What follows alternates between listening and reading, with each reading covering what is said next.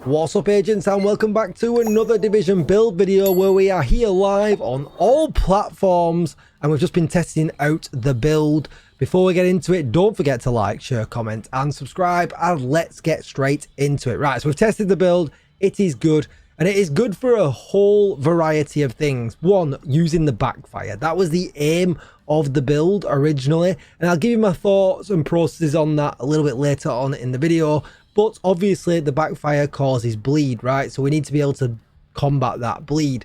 So it actually turns out that this build is pretty good for any SMG this season. If you're going to turn the modifiers on, if you're one of them people and you like having the modifiers on, any of the bleed bullets, the electro bullets and things like that just are not going to bother you at all, because this build, you know, works in that situation as well. We can talk about, you know, SMGs and things like that a little bit later on, but let's get straight to the build. So here is the build, and I'll talk about other things that I did try and why I kind of chose what I did, so that you can't, you know, maybe it'll answer a few questions. You might sit there and think, Tickle, why are you not using contractors gloves and things like that? The basic question with the contractors gloves is why you're not using them. This did more damage.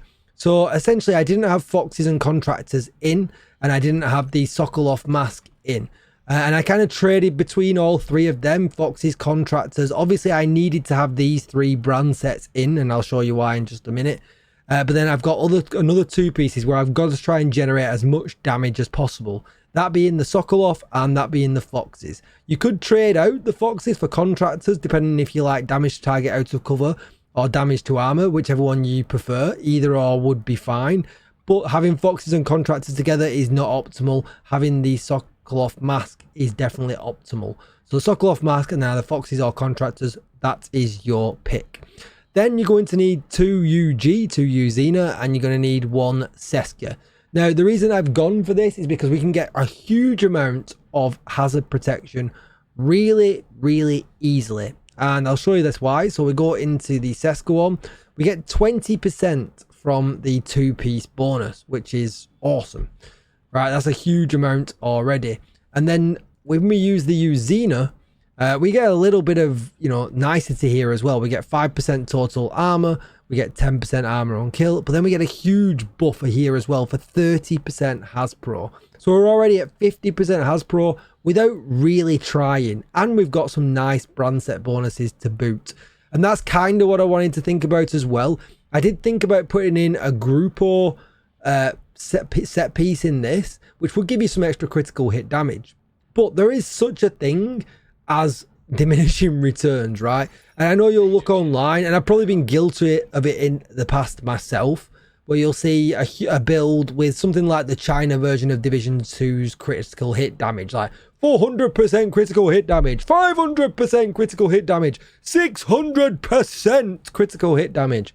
But in reality, it doesn't actually hit that hard. I can guarantee people have got Ouroboros builds that has a huge rate of fire running, you know, between 1 and 200% critical hit damage using Hunter's Fury, and they're probably hitting harder than the thing with 5, 6, 7, however crazy amount of critical hit damage it is, because let's face it, the Backfire itself will give us 200% critical hit damage from its talent. So if you're capping it out, then, you know, you can quite easily show an inflated number. But the reality of it is, if your bullets aren't hitting, you know, big numbers fast enough or anything, like, you're not going to kill anything. So this is kind of where I got to when I kind of messed around with builds, where it became kind of optimal for my play style. So let's just go through it piece by piece. So we'll start with the Backfire, right? It's only level 10 expertise. I've not bumped it up to like 20, 25, 27 or whatever the cap is now. So, you know, there's definitely room for improvement. And when we were testing it, we were seeing numbers over 1 mil quite easily once it got going. Substantially higher when we activated the seasonal modifiers. Damage to target out of cover on the bottom. And then you can see here, dealing damage to enemies adds a stack of 2% critical hit damage up to 100 stacks. Obviously, when you're at the top, that's 200% critical hit damage for them that are quick at maths just like me. On reload, apply a 10-second bleed to yourself, which deals 0.5% armor damage, and that just doesn't happen. Like, there's no bleed at all. It never even comes into account. And if we go into the stats, you can see here we're at 54% critical hit damage. That is wrong, Tickle. We want it to be at exactly 60. So we're going to change this. There we go. So the stats are now correct. We're at exactly 60% crit chance, 157 critical hit damage, which obviously could be 357% critical hit damage as well, 70% headshot damage, and we've got damage target out of cover, which isn't listed in the stats. Now, 357% critical hit damage does sound big, but in reality, it's only going to hit as hard as your Strikers build, as your Hunter's Fury build is doing, where you've probably got about 170, 180% critical hit damage. So don't be too wowed by the huge number. I could put a build on here and, you know, make that look way higher, but would it actually be viable to use? Probably not. So let's have a look at the rest of it. So we're going to go with a Sokolov piece, and you can fit these in anywhere you need to. It really doesn't matter. The only one that has to stay obviously is the Foxes, because the Foxes are the Foxes, and the Ninja Bike has to be there. Apart from that, the brand sets can be absolutely anywhere, but you'll get an idea of what you need to look for. So Sokolov getting 2-piece bonus, 13% SMG damage, 13% critical hit damage. Weapon damage, Hasbro, critical hit damage, and crit chance. Really nice. Then with the Seska, crit chance, Hasbro. Get another Hasbro roll in here and double crit damage with Obliterate, because Obliterate is just still very good. Then Uzina, we're getting armor on kill, Hasbro. I've got this rolled to weapon damage, Hasbro, and critical hit damage. But you can kind of choose what you want to do here. You could put some more blues in if you wanted to. I think 2 blues is kind of good for me, but you can play the core attribute game however you want it. The second piece of Uzina is armor, Hasbro, critical hit damage. Then we're going to run Foxes with damage target out to cover and critical hit damage. Really, really nice. With accuracy in here as well, which does kind of help a little bit, because I did really try to not have any wasted stats anywhere. And then the Ninja Bike, giving us all 3 core attributes, crit damage mod, and resourceful. You could use anything you want here, a shield, or you could perhaps use a pulse or anything, a Banshee pulse, because we're running Gunner, because don't forget that gives us 10% armor on kill, along with another 10% here. So we're still getting 20% armor on kill in this build, which is actually pretty nice. 20 to 40 is always kind of my sweet spot. I kind of like to be around that if I'm not running the Liquid Engineer. And that's kind of it. The Revive Hive, because we are playing up close and personal, and let's face it, everybody goes down every now and again. That's what she said. So now the question is, what I did talk about and touch on a little bit before, obviously this works very nice with the season as well. If you don't want to run the Backfire, you don't have to run the Backfire. You can kind of use a different SMG and still get away with this really nice. Obviously you just have to account for the crit damage mods that it's got. You might have to adjust a few mods around here to crit chance or crit damage, but it still would work really nice. You could then also, if you didn't want to use an SMG, you could use an assault rifle with this build, which would also be really good. Just swap the mask out for a Fenris mask, and again it would work really nice. So you've got a whole bunch of options with this build if you're going to use it for the season. Now if you're not going to use it for the season, and you're not going to use it for the Backfire, but you are going to use this for an SMG build, it's like a flow chart with the whole yes or no's around there. Is this actually really good? Well, to be honest, it's probably average, right? And shock, YouTuber admits build is average. Yes, it's probably average, because the main purpose of this is to get rid of the bleed from the Backfire, or stop you getting electrocuted or whatever from the seasonal modifiers.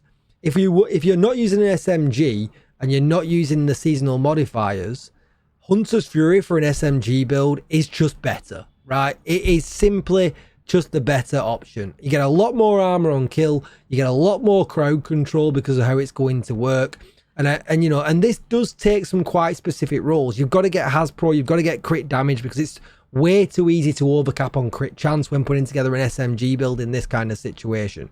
So absolute honest draw here. This build is good, but it's very specific to what you're doing. If you're using the seasonal modifiers or you want to use the Backfire, then it's absolutely top drawer.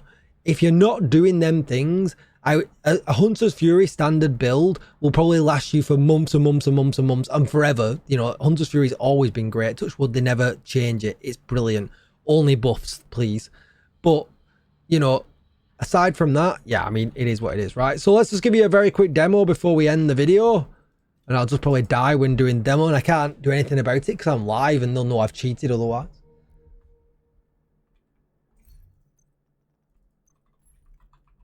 And we'll do this first section. Should we do with modifiers straight away? The modifiers sometimes mess up at the beginning, which is what I've been finding when I've been trying to activate them. Let's see. Oh no, it's done it. And as well, a lot of people like using the shield. It does feel quite restrictive, but like I said, we have got the extra armor. We have got the extra armor on kill. You know, and as you can see, killing the armored bad guys really isn't an issue. And what I can do is I can show you my modifiers as well. We did try one set and I didn't really like it. So I did change to another set. Get away, snakies. Snaky snakies.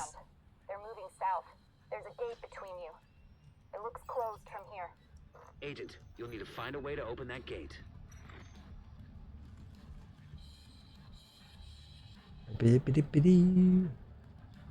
Don't think the modifiers are still on.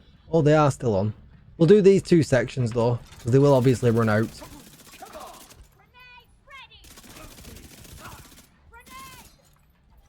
Man, as if you escaped round here. Why are you hiding from me? You're trying to kill me. No wonder these guys are rubbish. We're just about keeping the modifier on. Look at it. And as you can see, like, I was being shot in the back then, and because of the armor on kill, you know, it's not really. There we go. They've gone now. There's not much sweating. I am just going to very quickly mention, chat, I'm just recording a video. I will get to your questions in just a second. So we'll just run this last section here.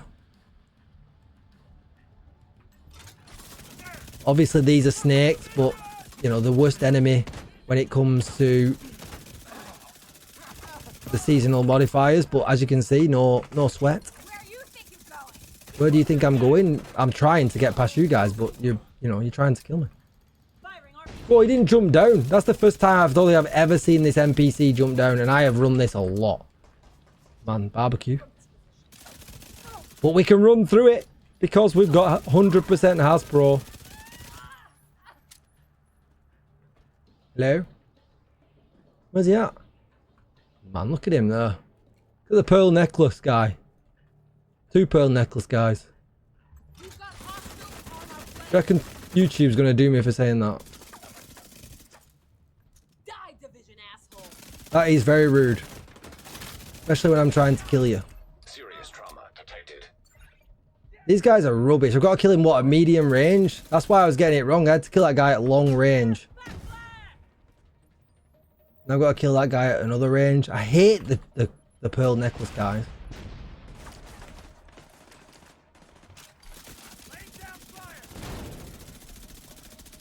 Use this guy to get our stacks up, that'd be nice. And you. Stacks, please. Whoa! That grenade, he looped it over the boxes. That was rude. Right, can I just finish you off, please? God, I wish someone said that to me. There's been way too many sexual innuendos in this video. So, thank you for dying, because I can't hit headshots. So that's that. So chat, looking at the stats, 60 headshot, 300% critical hit damage. Maybe modifiers are affecting that. There they are. The gun's affecting that. Have they gone? The stats gone yet? There we go. 157% critical hit chance. 70% headshot damage. But more importantly, 100% on absolutely everything.